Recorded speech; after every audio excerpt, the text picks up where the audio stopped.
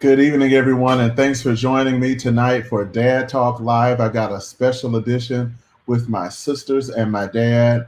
We're all here or coming on pretty soon, but I just want to thank you for taking the time to join us for this important conversation about race and religion and politics and family and fatherhood. It's Juneteenth, y'all.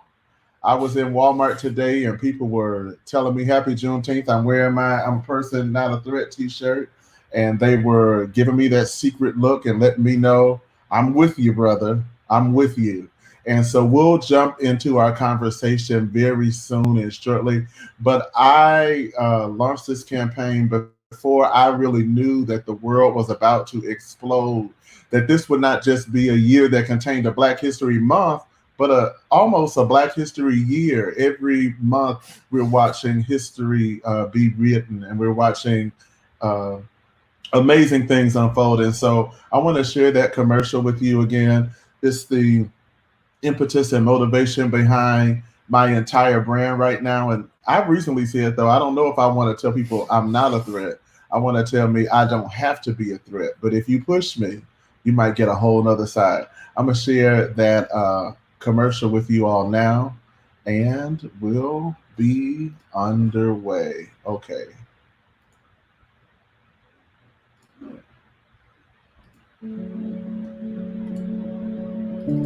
Hey out there, I'm Joseph Anthony. I'm a husband, a father, still a son, a brother, an uncle, a friend. I'm all of those things. And I just try to live my life by this. Treat people the way you want to be treated. It's something my parents taught me as a child. The thought being that if I would do right by people, right would be returned to me. However, recent events in our national news cause us to know that our most well-intentioned actions can be interpreted by some as a threat. Who would have thought that in 2020, a simple run in the neighborhood would end in a fatality? While I recognize I'm not the most physically fit person, I do aim to stay active and enjoying the occasional evening walk in my neighborhood. I can't fully describe to you the subtle feeling of discomfort that comes over me when I walk through my neighborhood at night. I should feel safe here, but sometimes, frankly, I don't. My wife worries for me when I leave out in the evenings that someone could interpret my simple steps as suspicious. See, if you don't see me as a person, if you interpret my presence as a problem, then any interaction we have subsequently has already been tainted.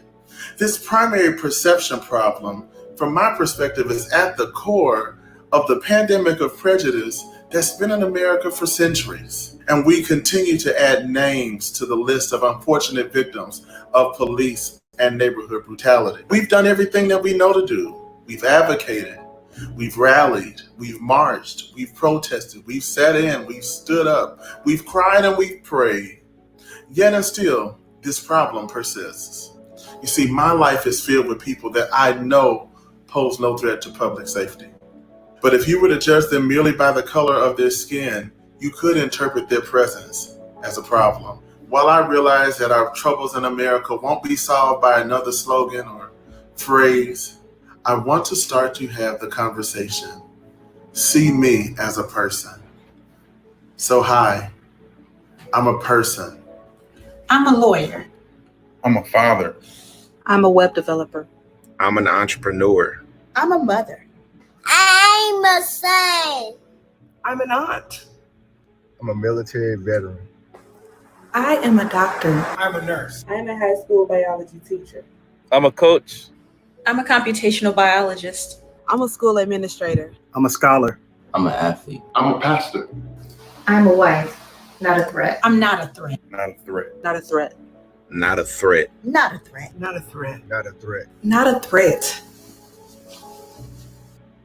Not a threat. Not a threat. Not a threat. I'm not a threat.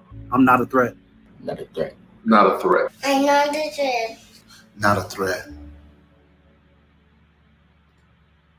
Again, thanks for joining us tonight. This is Dad Talk live with the Anthony Smith Keys Who else we got? Sandifers. Just everyone that comprises my immediate family is on with us tonight, and I'm so excited that you're there with us watching. And I even got fancy tonight. I got a little theme music to kick this show off. Just it's Juneteenth, so get your best dance moves out. It's family time, y'all.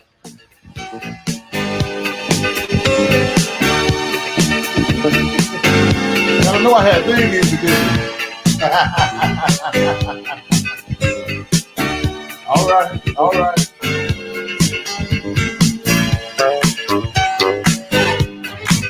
I'm still waiting on one of my sisters. She's so important. She's having another interview right now, but she'll be on in a second. I've got 3 or 4 sisters here. Maybe I shouldn't have started from the top of the intro, but I just want y'all to hear this. We are family. I got all my sisters with me. All my sisters and a niece are here with us for Dad Talk. I just wanted to take some time and talk with my dad in this current climate, and even as I broach being a father and dive into the world of being a family man and a dad. There's so many lessons that I've learned from my father, specifically through instruction and some just by osmosis. And I just feel like my father is a wealth of wisdom. And so I wanted to share the gift that we have in a dad who raised us all with vision. I remember as children when we would participate in programs and they would ask how many of us was it. We say there are five total. And they would ask, with the same father? Y'all all got the same daddy? Yes, we all have the same dad. He's a great man. And I'm just honored that my family would take the time to have this conversation with us. Whenever you come to our house around family time, there's so much noise and so much talking. Like if you have a point that you want to get out, you need to just jump in and say it. And I just wanted to kind of share that dynamic with you. I have my sister, Janelle Marie Anthony. She is the baby of the family. And she's the baby, but she's also grown. She's been grown since she was little. She's very mature. She's a high school basketball coach and teacher and working on her master's degree and going to do great things in education. I have my sister, Janine Bridget Anthony. I hope these middle names don't embarrass you guys, but we have really good names. And she is a elementary assistant principal, and she works in education and has a lot of experience. And then the doctor, Joya Angelica, whatever name we're going to say tonight, Anthony is on, and she has a wealth of experience. She attended the Jackson State University in Jackson, Mississippi as an undergraduate and moved to the small town of Harrogate, Tennessee after undergrad. And yeah, that's an experience by itself. So I just want to kind of dive into the conversation. Janelle, you went to school to undergrad in Iowa. Yeah. Iowa. Can you talk Clinton, Iowa. about what it was like leaving East St. Louis, Illinois, and moving to Iowa to go to undergrad? It definitely was a culture shock, and I think it definitely helped me in many ways be even more proud of where I am and where I come from, and to just be Black. I would deal with girls or people in general who had never encountered Black people, who came from small towns that only had one Black family. I remember being on a basketball trip with my teammates, and we'll be having random conversations. And I remember one time specifically, we were talking about sushi. And I was like, well, I don't eat sushi. I'm just not really into eating raw food. And then one of my teammates said, well, just put hot sauce on it like you do everything else. And I mean, she might have thought that was something okay to say. And she might have thought that, saying this in another conversation with her friends, it might not have been an issue, but I took offense to it, especially coming from East St. Louis. An area like East St. Louis is so unique, and it's, 99% Black. And you just don't when you encounter those situations, you always say, well, I'm going to snap, or I'm going to say this, or, somebody come to me and say something and I'm going to get them together. But when you're in those moments, it's not like that. It's almost like a shock that somebody would be so bold and say those things. So I really think it's just about being uneducated and uncultured. I think that a lot of people live in their bubbles, especially like when you grow up. Especially when you grow up in a predominantly white neighborhood and then you go to school in Iowa that's predominantly white, you're not used to having to filter the things that you say around people. And, I found myself in a lot of those awkward situations with people and having to basically just educate them. That's what I'm going to call it. Yeah. But having to educate them on what is inappropriate, what is something that's inappropriate to say to a Black person, like telling me to put hot sauce on everything. I don't even really like hot sauce like that. So I'm like, if you knew me, you would know that. But just stereotypical. I think the first time I actually heard a white person say, I'll say it, nigger to me, I was an intern at the University of North Carolina, Chapel Hill. And we were just walking from our lab to she didn't call me it, but she said it to me. Mm-hmm. She was telling a joke. And in her repeating the joke, it was, the line was, they spinning in. And she said it with no reservation. And I know that in her personal life and maybe in her private circle, she would repeat that joke with no reservation. And I didn't even know that I would be offended. Like you said, Janelle, like I think a lot of times we say there's this immediate knee-jerk reaction, or we think, I'm gonna go off. But sometimes when you're in those situations, you're in such shock. Right. Like there was something like from the ancestors that angered me. Like I was mad, but I was hurt. And then I was like, how don't you know this okay? Now I'm not gonna say I cursed her, but she never passed her qualifying exam and she still don't have a PhD. But oh wow. I did that. But she did say that word to me, and she's not a doctor, but I guess neither am I. So Daddy, can you just talk about what it was like? My dad is from St. Louis, and even though we were born in Bloomington and Peoria, and then the two younger sisters in St. Louis, we were raised in my dad's hometown for part of my childhood, doors from my grandmother, doors from their childhood home. So Dad, can you just talk to us about what it was like, what your goal was, what your thought was in trying to raise us to be successful kids and adults in East St. Louis? Well, I guess the main thing was I tried to kind of have a vision for each child. And by that I just mean I tried to focus on your strengths and try to guide you in the things that I thought God would bless you. Now some of them was just me, because like I wanted Joya to run. I just wanted her to run. And she didn't want to run anymore after she had torn her ACL. But it was so funny because I remember one time and I think I've related this before, but one time I was in the bathroom downstairs when we were on 36th Street. And I just said, God, can't she just run? Can't she just run one more race? And I heard the Holy Ghost, I believe the Spirit of the Lord tell me no. And even though you can hear God tell you some things, and I believed it was the Spirit of the Lord talking, I didn't accept it at that time. I asked Joya to try to get back to running. But she ended up being a doctor. So I think that I tried to, as best I could, hear what God was saying for your life. God would deal with me about your aspirations, or not, your goals, your future. So, I would just try to do that. And then a lot of times, I remember one time I was with Janine, I had taken her to a clinic had taken Janine to the clinic, and one of the nurses made some kind of joke, and I just, I didn't laugh because I knew whatever she was saying eventually would turn into something serious. So from that, I just, I always looked at how things were going to affect you in the future. Like if I let this slide, if I let this go, if I allowed this to,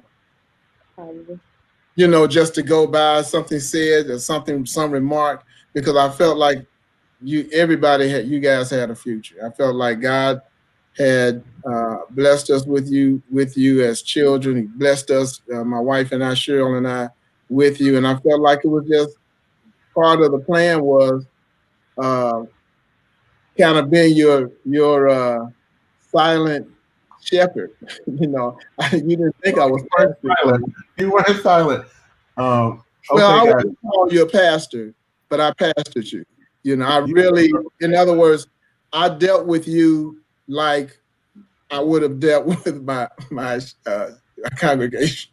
So, I remember when you left, before you left, I taught you Philippians, the 3rd chapter. You might not remember, but I went over the excellency of the knowledge of Christ. Who's that, me? All of you. Oh, yeah. I taught all of you, and I would ask you why, because what did he mean by the excellency of the knowledge of Christ? And Janine said, well, I didn't get a scholarship to, and I tried to make it relate to, and the thing I remember about talking to one of you, or maybe because all of you got scholarships, but I said, why didn't you go to this school? Well, they didn't offer me but a partial scholarship. Well, why did you choose this one and not choose that one? Well, they wanted me to do this, but I wasn't going to get out everything or whatever. Then I asked, I said, well, that's how you can recognize or relate to the excellency of the knowledge of Christ. It's because it's holistic. It's a full ride. It's not partial. Mm-hmm. God doesn't give you bits and pieces of something. Yeah. So I don't mean to preach, but by the same token, that's that's how I bought each of you a Bible before you don't have everybody has an app now and nobody uses a Bible, but I bought each of you a Thompson chain. Yeah. So I still have mine sitting next to my bed. I just felt like if keep talking. I just felt like if I could hear from the Lord, ask God, what's in your best interest? And then I had to learn, I always that's funny. I felt like, see, now you made me lose my train of thought. But I just felt like, God would give me the kind of wisdom or understanding. And then one thing I was going to mention was I grew as a father. And I wasn't a perfect dad, but I had to learn to accept your ideas. I had to learn to accept how you wanted to limit yourself, or you did not. Because there was one thing I remember one time, one of the kids, just went to a party. Daddy, I just need to say that my dad did raise us all with vision. He's a dreamer as a spiritual gift. And while this isn't a Holy Ghost show, he had dreams about all of us from the time we were kids. And he would tell us these dreams. And I knew that it was God, because when you just heard the content of the dream, it made no sense. But when you hear the interpretation of the dream, you be like, whoa. So I remember when he told us, now, crazy enough, this is the year of the cicada in many places. And he said he had a dream when we were living in Bloomington that a cicada got in the house and it made him afraid, or he didn't want to deal with it. And because of the nature of cicada, they got orange eyes, they make a lot of noise, they're uncomfortable. If a cicada ever got in your house, you might leave your house. You tell the cicada, you have the whole house, I'm out. As children, the three oldest of us, we took the cicada and put it in a pan and it turned into bacon. No, it didn't turn. You did not put it in a pan.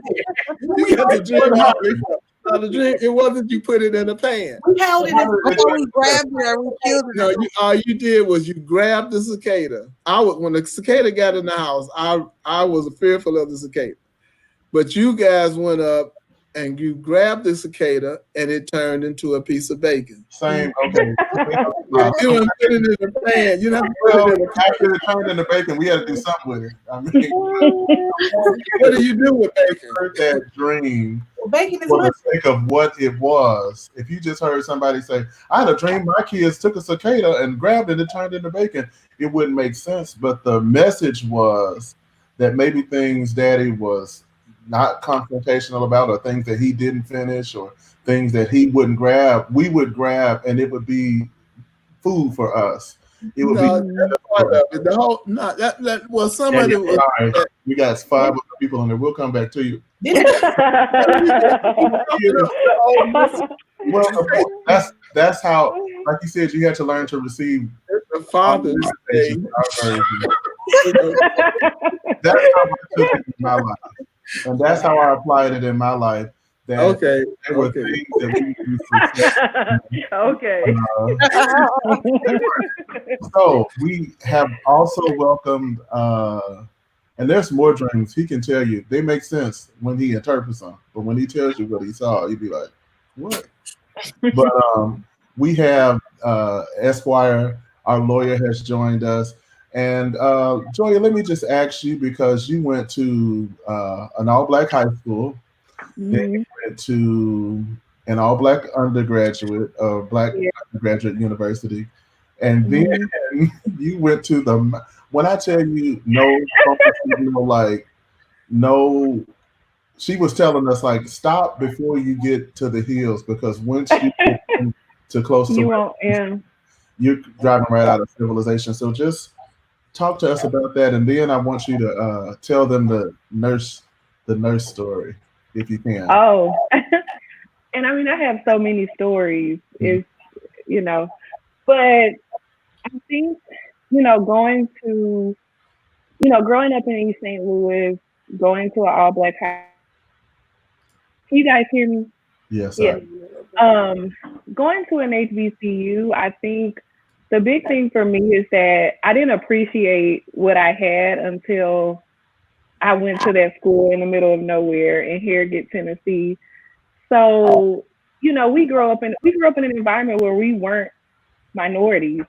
We always knew Black people are the minority. It's not as many of us, but I just never felt like a minority growing up. I remember in high school they had this play that they were doing. And it was like, why did God make me Black? Why did God make me Black? And it was a great poem and it was a great play, but I didn't get it. I'm like, why wouldn't God make me Black? Of course he made me Black. He loves Black people. Black people are the best people on earth. And I think, we also had a great, home life as far as having both of our parents, which I was able to appreciate that growing up, just, having friends who would be like, only you and one other person got a real daddy, everybody else, people would make jokes like that. And they would make it in a lighthearted way, but because of that environment, because of how much love our community had, even if they thought East St. Louis is poor and East St. Louis is crime ridden and East St. Louis is, who would want to be from there, I couldn't think of a better place that I could have been molded. And when I ended up in that middle of nowhere, Tennessee, for medical school, it was because of that upbringing, because of that confidence, even confidence as a student, confidence as a woman, just being the minority for the first time, having, even having guys not look at you the same way, having the popular girls not want to talk to you the same way. It's just a different environment. I remember, and sorry guys, we just moved to a new neighborhood and we have some beautiful Black families and they are having Juneteenth fireworks outside. So if you hear something, which I appreciate, but I remember I was working on my master's and we had to do a project. And so my project was talking about healthcare and how it related to income. And so I did this whole presentation about poverty. I didn't really bring up race. I did a presentation about poverty and how, there are food deserts. And, I knew in East St. Louis, we had one grocery store. That grocery store has since closed, so people don't have access to the same, just healthy foods and doctors and healthcare and things like that. And so I didn't particularly talk about the neighborhood I grew up in, but just in general, the gap between health and your income. And so I did this whole presentation, and at the end of it, one of my classmates, a white guy, raised his hand and said, well, how can you expect us to feel sorry for people if they're walking around with gold teeth in their mouths? And it was just one of those moments I was so taken aback that one of the professors, because there were multiple professors in the classroom, and one of the professors just completely went off on the guy, and I barely had to respond, and I appreciated that, but it just showed me how different, people grew up. It showed me how different they don't have that same perspective that I have. They see, oh, this music video, this is how the Black community is. Everybody has gold teeth, and everybody, they spend their money where they want to spend their money, and they're on welfare, then they take the money, and, unfortunately we have as a Black community. So, I could tell a million stories. The story that you're talking about, Jay, I'm a doctor, a resident physician at a hospital over in St. Louis, and I had to stop by the social work office because we were trying to get a patient placed. And some of the social workers I know because I work with them, and I had never been to the actual office, so the receptionist comes up and she's like, hi, I was like, hey, I was, looking for the social worker. I have on my scrubs, my white coat, my badge. This is Dr. Anthony. And so, I said, hey, I'm, looking for the social worker. We're trying to get this patient in X room number out. And she says, okay, I'll go back and get her. So she runs back, and I can hear her yell like, hey, the nurse is here, looking for you. And so, I'm like, okay, that's fine. So she comes back, and I say, hey, I just want to let you know I'm not a nurse. And so she's like, oh, okay, I just assume, because of your scrubs and everything you have on. I'm like, okay, that's fine. And so, I'm still waiting on the lady to come out. And so she says, well, if you're not a nurse, then what are you? Because, her mind, she could not fathom that I said, oh, I'm a doctor. She's like, oh, okay, and this is just one instance. It's, plenty of stories that I could tell. I have patients that, still call people colored or, use Negro as a term. And these are things that we deal with, and, it can be a whole conversation about, and I'm sure each of you, in different fields have dealt with it, but, it's very common. So, it's just, I appreciate, just kind of wrapping it up, it just made me appreciate more the more I go throughout life, the more I appreciate where I'm from, the confidence that it, built in me, so that things like that don't tear me down. So I can just joke about it with my siblings, and, we laugh. I text them in the middle of the day and just tell them, the many stories that I go through in the hospital and in the clinic and things like that. So, yeah. Jody, that's something I really kind of take for granted sometimes and don't even think about. I was never raised to be ashamed of being Black. Like, I was never, it really wasn't until I went to a state school, UNC Chapel Hill, that I finally knew what it meant to be a minority. I had no concept of that because we lived in an all-Black city, basically. We had one white boy in our elementary school. What's his name? Kermit Johnson. Ricky Wagner. His nickname was Kermit, though. No, we had my God. Kermit. No, Kermit was right older than me. He was in Jasmine's class. Okay, so Kermit was the minority.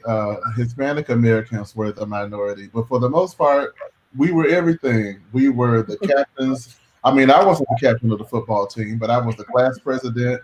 We were the scholars. We were the athletes, and everything in between. So we saw diversity of Black. We saw Black excellence. Our doctors were Black. Our professionals in our community were Black. Our educators took such pride in teaching us.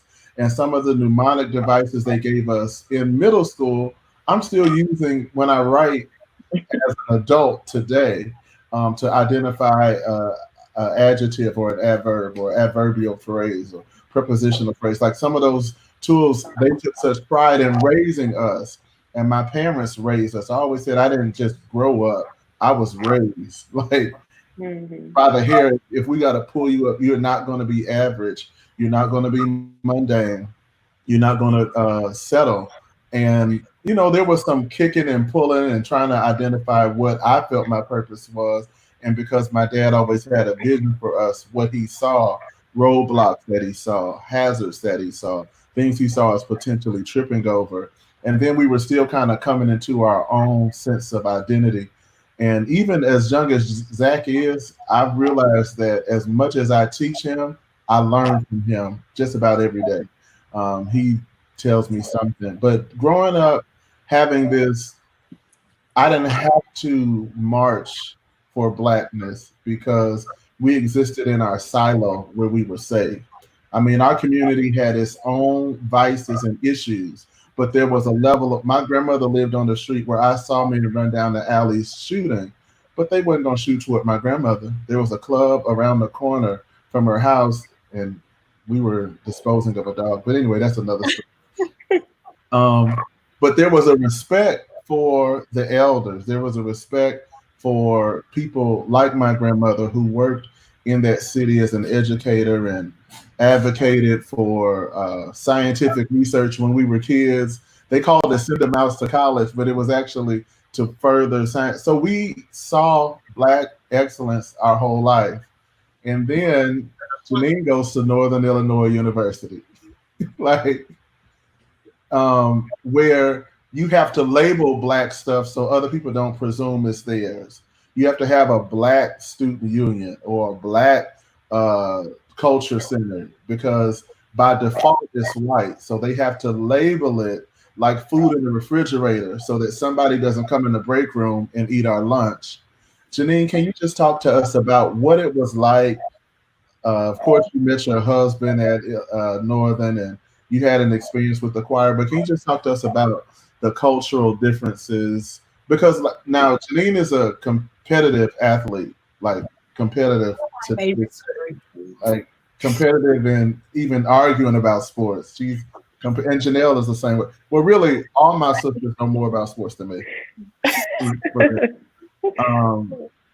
And Janine had to, by her throwing a shot in this, there were certain encounters she had with white people in competitions and competitive settings. But then to be immersed in that world as a scholar athlete away from home, just kind of talk to us about your experience at Northern. Okay, so I would say contrary to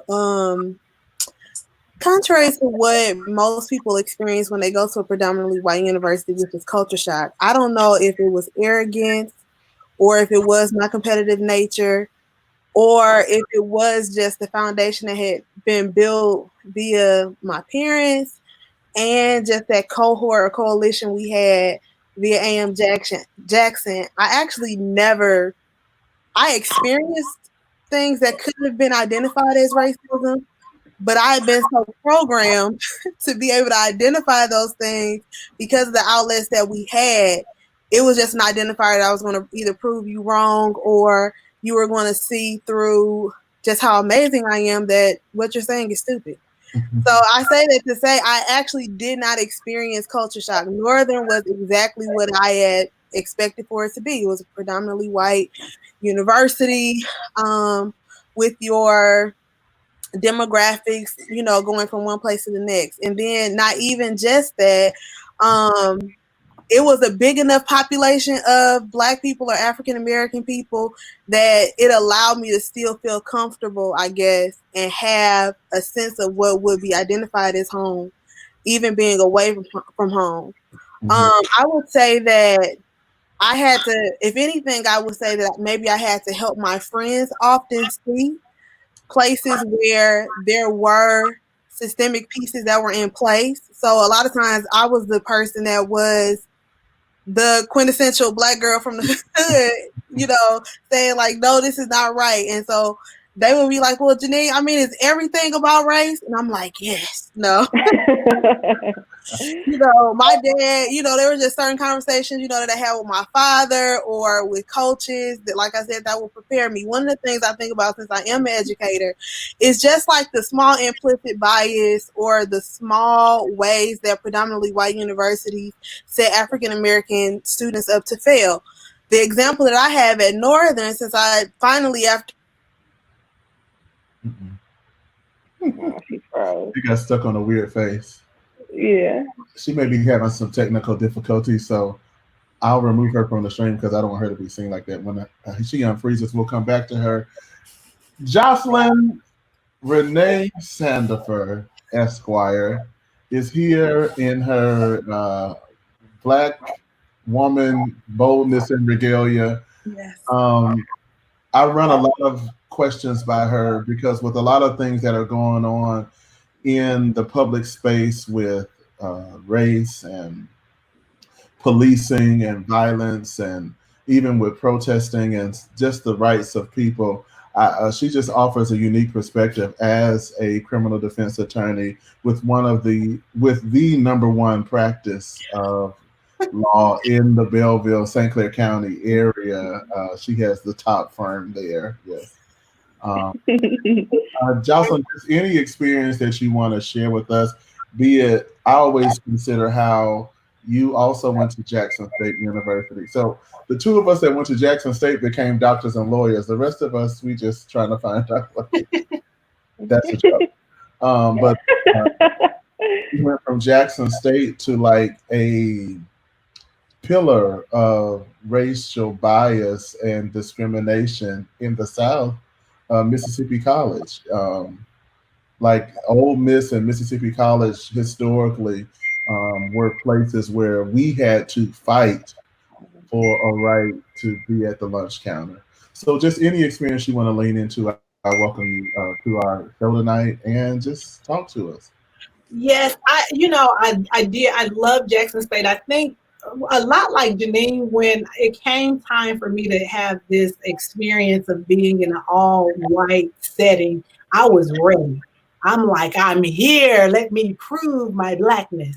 So, and also, my intelligence. And so I actually really embraced the differences and welcome them. I did definitely have a number of experiences in law school that showed me just people's approach to, not only race, but inequity. I'd say, I stopped having a lot of challenges as far as the race conversation because I pretty early on presented myself as, kind of like Janine said, maybe kind of that Black girl. When I started law school, we were right in the midst of Katrina. We actually stopped school for several weeks because of that hurricane. And I remember that we welcomed some students from Loyola. And when we first got back to school, our criminal law professor said, we're not going to immediately start a conversation about the law. I think we need to talk about, kind of unpack what happened. And I remember this guy getting up and saying, well, almost like joyous experience. I don't know how you want us to have empathy for these people that were, stuck in the Superdome when they were raping and killing each other. And first of all, I just was shocked because I'm like, these people experienced the most traumatic set of circumstances imaginable. Their homes were destroyed, their families were lost, people were separated from their families. They didn't know where they were. I had friends that, were looking for family members and didn't know what had happened to them. And I just felt like that comment was so callous. And I remember sitting next to a Black male in the class. We were the only two Black people in that class. It was 130 in that particular section. And I remember sitting there and I'm like, we have to say something. And he said, no, we don't have to say anything because it won't matter what we say. And needless to say, I didn't say anything to him for 3 years. I'm like, brother, but what I remembered from that, and I did speak up and just, try to get people to see the circumstances were so dire that you really don't know what you're going to do sometimes when you're faced with a challenge. But I think it just opened my eyes more so to the fact that people really don't always care about the less fortunate. They don't care about minority circumstances, and they don't always care about the challenges that you have in your life. But just in general, I was actually telling my office manager the other day, sometimes I forget how white really my profession is, because I do have the benefit of having my own firm. I'm around Black people a lot, really often. And just recently, I was on a Zoom call. There were about 20 other lawyers on there.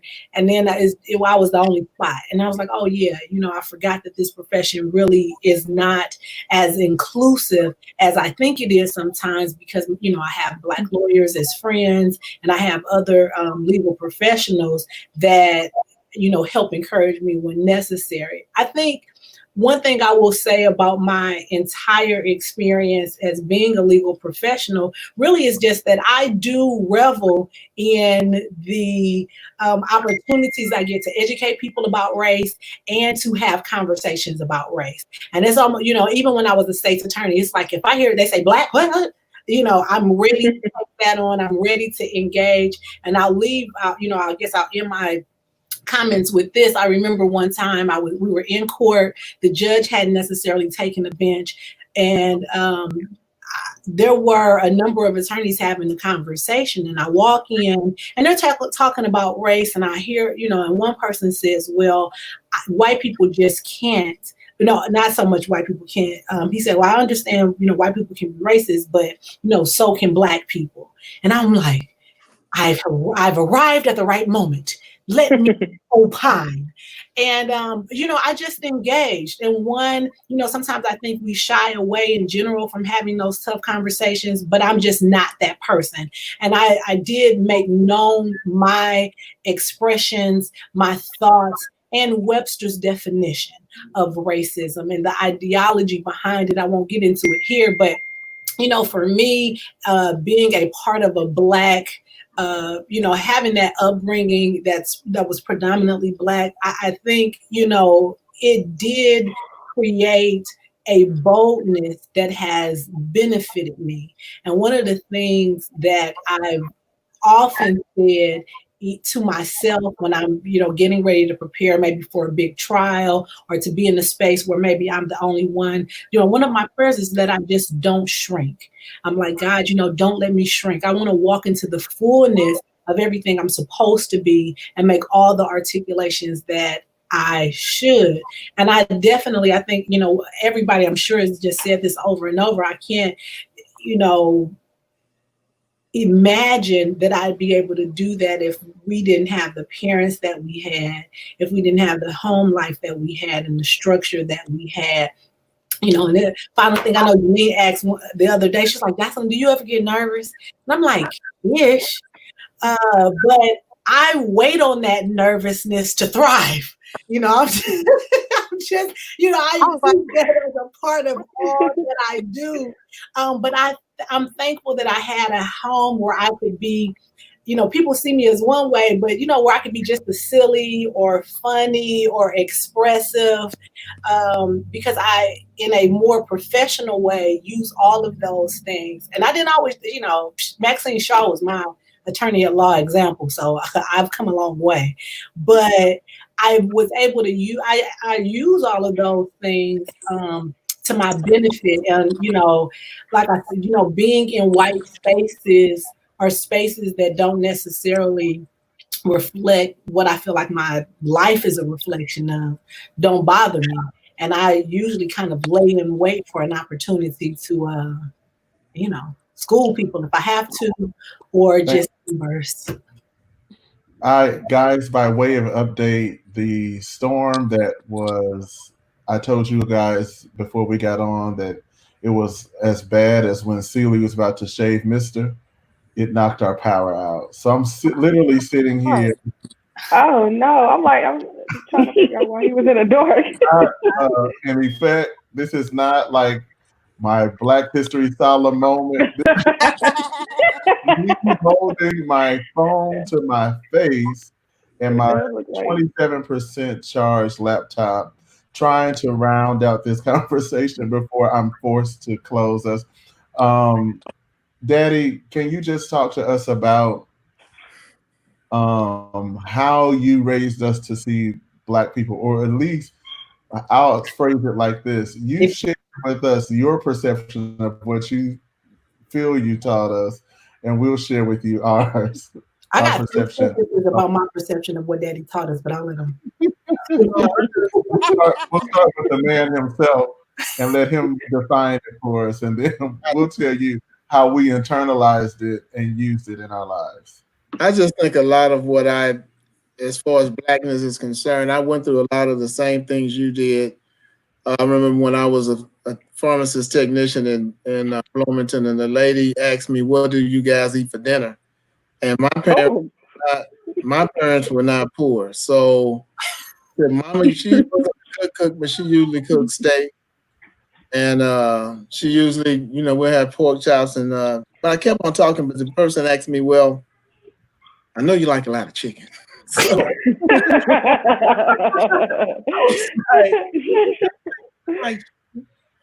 but the person next to her told me, the other woman in the same conversation said, "Joe, Black people supposed to like chicken a lot."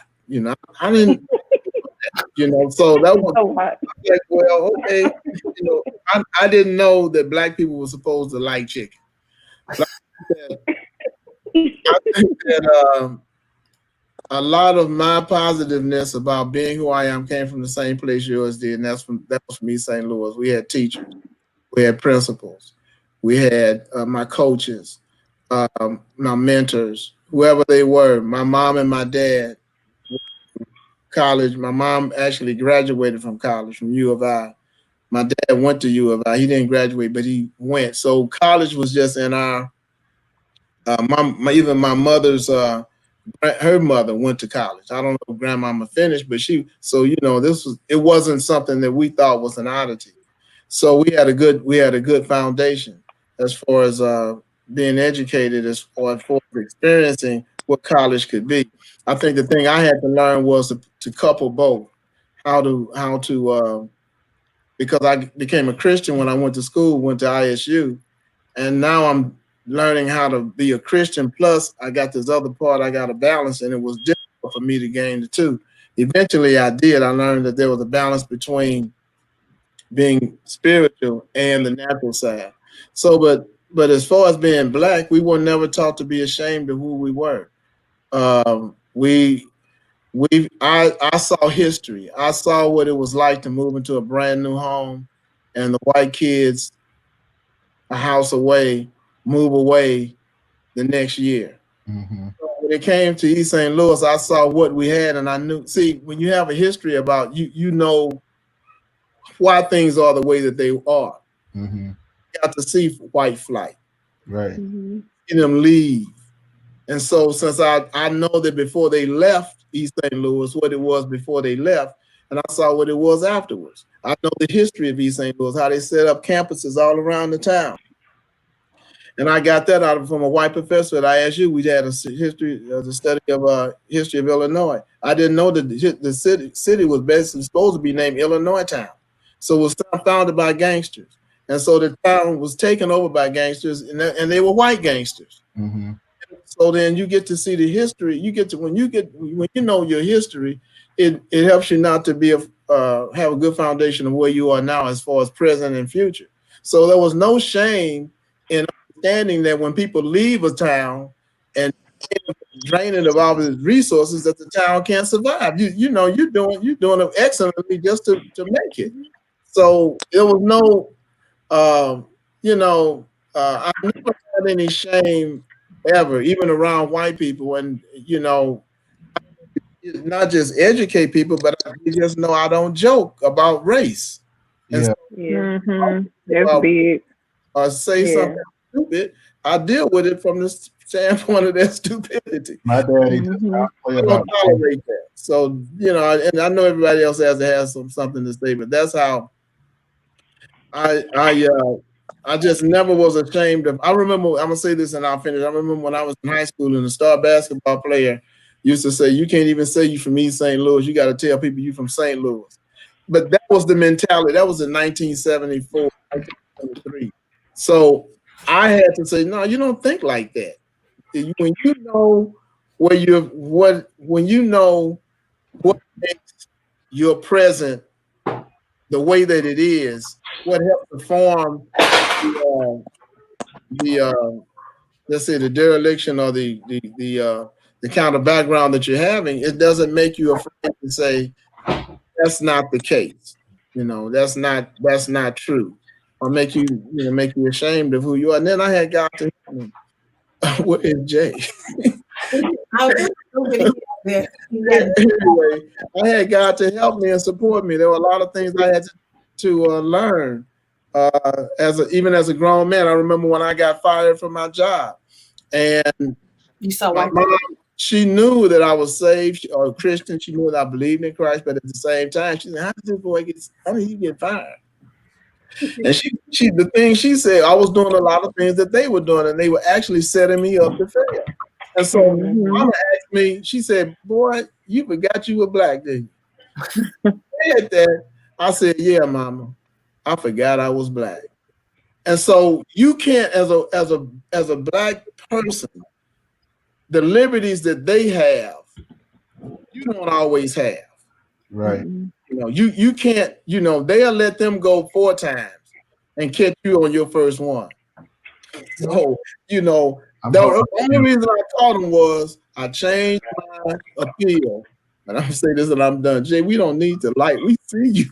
You were better without the light. Yeah, you were better without the light. I like the, I said you had going on the light is no. The light is the dream. Jay, you don't need the light. Anyway, I changed my appeal to get my job back from just a normal appeal to a racial appeal. Did he tell y'all about the white sheet people? The white sheet? No, the sauteing crackers. They were crackers. That's not for this sauteing crackers. Sauteing crackers. That's not for no, this but I do want to jump in. I do want to jump in and just talk about how race was discussed in our household. I think like Jocelyn said, and Janine mentioned that too, just about like how we were raised. We were raised to have so much pride in our education, and so much pride to be Black that I just never, felt shame to be who I was. And even when I did have those encounters, like Jocelyn was saying earlier, when I did have those encounters with certain people, it just made me want to show you, why I'm so proud to be who I am and what I am, and that I know my heritage, and it's really nothing that you can say that'll make me feel any way about who I am or how I was raised. And even though we were from East St. Louis and we were from, a poverty-stricken area, it still instilled in us a sense of pride, being from the city of champions. And I know not every Black person growing up has those types of, coming up, or they don't have those types of situations that, they can just be that proud to be where they're from. But, we were just so strong in education, even going to A.M. Jackson. We were just always taught that we were the cream of the crop. And I think that we went to a math and science academy. And even though special education, so gifted is another branch of special ed. And right. Kindergarten through 8th grade, we were that was designed to be a feeder for our state math and science academy. And there were pioneers in education like Dr. Edna Allen and Dr. Niyama Feeney that advocated to tell us that even though we were from this area and even though gifted and Black, we were gifted, that we had something to contribute to the world. And there was nothing to be ashamed of. That's for those that when we say A.M. Jackson, we all went, at some point, we ended up at the school at the same time because it was from kindergarten to 8th grade. You had to test in. And of that peer group, I have colleagues and friends that I've known from childhood that are doctors and pharmacists and lawyers and teachers and gold medal Olympians and authors and Broadway performing dancers. Like there was a collective effort by our community. And this when I understood the power of the village before I knew it had a name, before I knew that it took a village to raise a child. We were surrounded by teachers and a village that poured their life into making sure that we had something. Like when my wife comes home with us, we'll run into a teacher. And Joseph Anthony, he did that graduation speech. Oh, you know those Anthony's? And Right. the village got behind us and helped push us into success. Jocelyn, what are your three uh, perceptions on race that you feel you got from her connection is acting up? Juneteenth internet, well, they called it Maya Angelou's internet, Savannah Truth's internet, and whose ever internet it is today, it's not working. And my power is still out, but I'm still here with 13% battery left. And I'm in the office. I don't know what's going on. Jocelyn, what were your takeaways about race from Daddy? If you're black, get back. If you're brown, stick around. If you're white, you're white. That's how they all think. That's how they all think. I think so. I have an inherent distrust of police, and I was born, and I grew out of my inherent distrust of white people. But because we were surrounded with Black excellence and so much love and trust, that anything outside of that environment, I wasn't comfortable around. Janine, what was your growing up, your thoughts about race and how you feel Daddy helped you shape your race identity? Daddy basically told us not to trust white people. I had to kind of say it like that.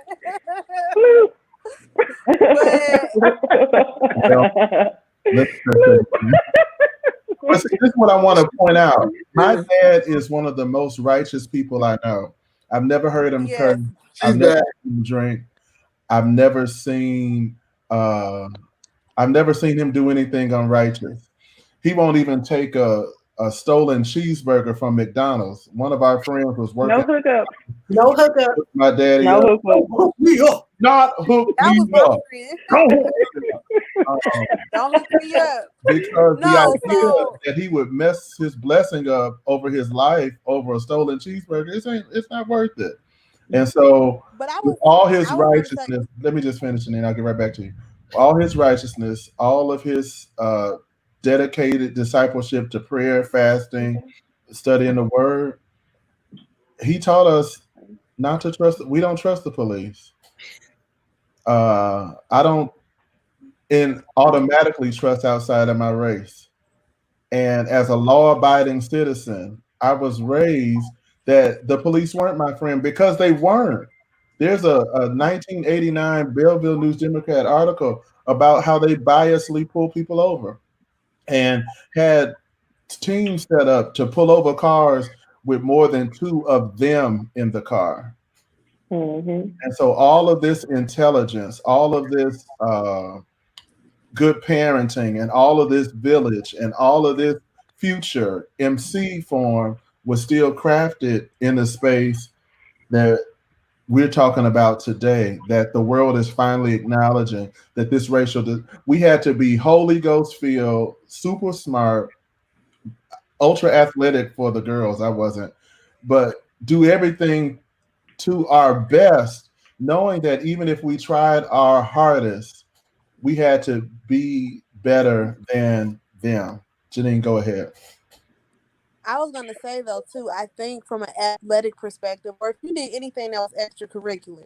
So when you stepped outside of East St. Louis, either saying that you were from East St. Louis or identifying yourself as a Black person, considering the area that we lived in, you were perceived in a certain way.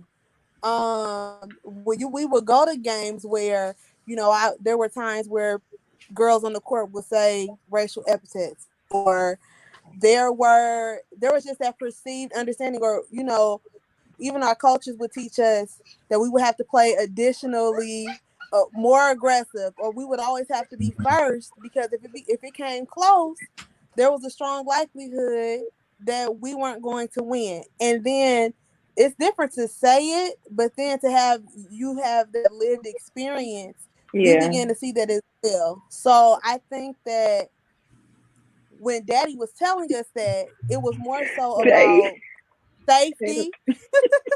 I think of it more as safety and a vulnerability. And I think as we've all entered into our professional realms, of course, you see layers of racism, you see overt racism, you see covert racism, and you learn that some people are on the right side of history. But this is a technical difficulty, Janine. Victoria. Janine always gets caught with these faces. Oh, there she goes. Just from that Maslow's hierarchy of needs, your number one need is safety. Mm-hmm. And so ultimately, sometimes to even make sure that you are safe and secure as Joya, how did your race identity and your breaking up, races was shaped? Oh, I'm breaking up. Horrible. Bad. Maslow's hierarchy of needs. It's bad. Well, very well articulated. We got the point. Great. We did get the point though. Joya, what was your perception of race as a child? So, my perception, kind of going back to where we started, I just feel like both, our parents, mama and daddy, just did a very good job of not only instilling confidence in us, but even issues that we have within the Black community, like colorism, or, you can see we all, came in different shades and different colors, and just, it just was not an issue. It's so hard to explain to some people, because for some people, and of course, you may find issues throughout life regardless, but I think it was just such a non-issue from our parents that you just felt invincible to the rest of the world. And not only daddy, but our mama, she was so, I feel like I'm echoing now. Yeah, a little bit. This don't think the internet is not cooperating. It's the day. Oh, now I hear cookies. Is everyone echoing? Let me see. Yeah, I'm echoing. Just a little. Someone needs okay. It was Janine. Well, go ahead, Julia. Now go ahead. But kind of too, like that boldness that Jocelyn talks about. Our mom was just so confident, and who, if she felt disrespect, she felt confident in I'm not out your girl. it. Yeah, we went to a restaurant. She was in her 50s, and the lady came out and said, "Hey, let me get you girls seated." She was trying to be all cute. Girl. She's like, "I'm not a girl." She was all about that respect, and that was just the generation that they came from, is just having that respect and demanding that respect. And I think, even now, I was telling Jocelyn the other day about a situation we had where we were working out in the park, and a lady, came and tried to say we couldn't work out there, and it was just this whole issue. And I just had I'm not a lawyer, I didn't go to law school, but I had no problem speaking for the rights that I felt I had, and just pointing out that I never do. And just, speaking out for what I felt was right, and we were able to resolve the situation. But I just really appreciate, not only our parents, but our community for instilling that confidence in us, where we have now been able to go out as adults and, go after the things that we desired. One more story really quickly. I remember in third. You have 5% battery left. Okay. Let Janine in before you. Okay. She said let her back in. Jocelyn, can you give us just some final words that we need to know as Black people about this historic moment we're in?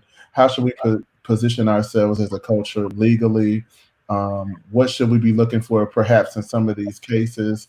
And just get kind of close us out with 6% remaining. Oh, with 6%. I mean, that's such a loaded question. As far as what we should be expecting, I think that we should be expecting to make room at the table for ourselves. I think that when you get opportunities to speak on race, to speak on injustices, that you don't cower in the face of adversity, but you do allow your voice to be used as a clarion call. I think that everyone in each of their respective places needs to do the best they can do. We're all called to different capacities, but that means that Joy is going to be the best doctor, Janine is going to be the best administrator, Janelle is going to be the best teacher, Jay, you're going to be the most global influencer, singer, minister, Daddy's going to be the best pastor, the best shepherd. I'm going to do what I can in the legal field. Everyone, if you're a grocery bagger, if you're the trash man, if you're a protester, you're going to be the best in your space. And so I think the expectation should be to fill the space that you're in. If you have an opportunity to speak, use that opportunity to hopefully educate and then open your heart to listen. The thing that God's been dealing with me about is the commandment to love, because the commandment to love is not about how you feel, it is about your actions. And if you continue to love, if you continue to walk in love, eventually your feelings and your emotions will follow along with you, because loving is an act of obedience.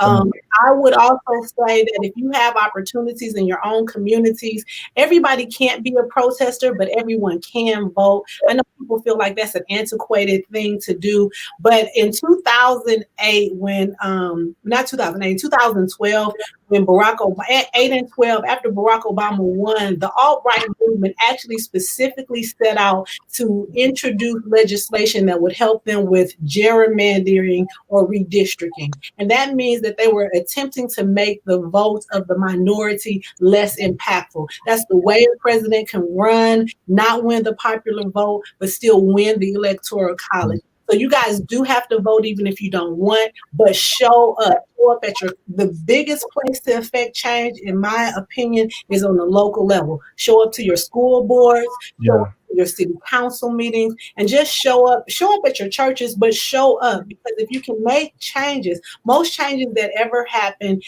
on state and local levels, and then the federal government follows. Now, there were some instances with the NAACP where they made some federal changes first. But most changes happen first on the state and local level, and then the federal government kind of follows after that. So I gotta thank you so much. I don't want my battery to run out. We are a loving family, and this is not fake. This is us. We have a group text that we are kind of texting every day about something important or something silly. We talk about issues and we discuss them as a family. And we are the product of hardworking parents. Our parents instilled in us the idea that if you would work hard, if you would keep God first, if you would honor God, if you would pay your tithes, give your offering, if you would just do right, that all of the blessings, seeking first the kingdom of God and his righteousness, all things will be added to you. And so I feel like we barely scratched the surface of helping explore and explain our family dynamic to you. You would kind of have to see us around the table at Christmas or Thanksgiving. But with everything that's happening this fall, I don't know how we'll be able to all get together. But I love us, and I love that God trusted Joseph Anthony III and Cheryl Renee Anthony to birth these agents of change into the world, and that God graced us with the mental aptitude and the spiritual fortitude to be molded by your hands. Daddy, happy Father's Day. Happy Father's Day, Daddy.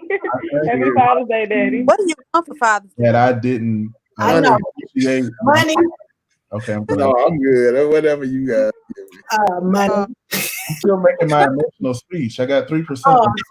Certain things that I didn't even understand or appreciate about being a husband or a father until I became one. And it made me understand even more what an exceptional man you are, because fatherhood does not come with an instruction manual. But I guess between the visions and the voice of the Lord, you shot us like arrows into our purpose. And here we are walking out purpose in our individual lives and ways. So I really think, guys, we need to come back and do this again. Like, there's a dad talk that I want to have. I think I'm gonna push that one back, and we'll come back in July. I think that we need to show more Black excellence and show that all Black families aren't broken or broke, that we're not dysfunctional and Let fight. me just say one thing. Oh, go ahead, Pastor. You guys all worked hard. I can't think of from whatever, from the most spiritual to the least to the greatest or whatever. You guys all are hard workers, and I'm glad that you have all worked hard at what you do, and I'm proud of all of you. So God bless you. Oh, Daddy. Don't make me cry. Proud to be your children. You're hard workers. We have parents that we had to be. It just happened because somebody said something that gave you and pushed you in a certain direction. I was surprised. I went up there to see Janine talk one day. She didn't even know, but I came for something, and I heard her speaking of me. She was in a French class or one of her English classes. I just couldn't believe this was my child. You guys all work hard. You all worked hard, and God bless you guys for that. Love you for that. Eddie, can you just say a prayer over us, and then I got 2%. So if it goes, everybody just ran out. Father in heaven, I just thank you for this family. I thank you, oh God, for you allowing me to be the father, shepherd of this family. I just pray, oh God, that you continue to bless them, watch over them, and keep them. Bless every family, God, that we know, that we touch, and those that we don't know and touch. I pray, oh God, that you bless this country. I pray, oh God, that you bless this nation and this world. And I pray, oh God, that you help us, oh God, as a people to come into our own and to seize the moment. In the name of Jesus, in Jesus' name, I thank you. And I say amen. Amen. All right, fam. It's my moment. Mama wants to get in. Mama is I got all my sisters with me.